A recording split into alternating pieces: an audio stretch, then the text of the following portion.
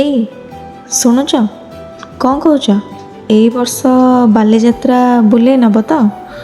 ମୁଁ କେବେ ଯାଇନି ଯେ ଏଇ ପ୍ରଥମ ଥର ତମ ସହିତ ଯିବି ବୋଲି ଭାବିଛି।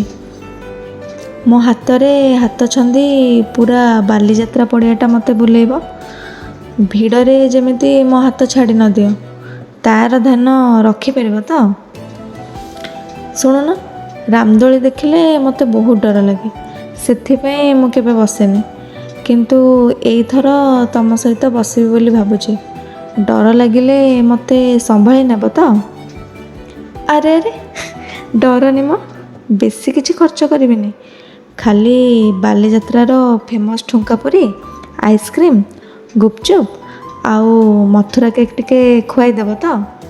ବେଶୀ ନୁହେଁ। କାନକୁ ହଳେ ଝୁମକା ଆଉ ପାଦକୁ ହଳେ ପାଉଁଜି କିଣିଦେବ ତ? ଏଇ ଶୁଣୁଛ, କ'ଣ କହୁଛ? ଏଇ ବର୍ଷ ବାଲିଯାତ୍ରା ବୁଲେଇ ନେବ ତ?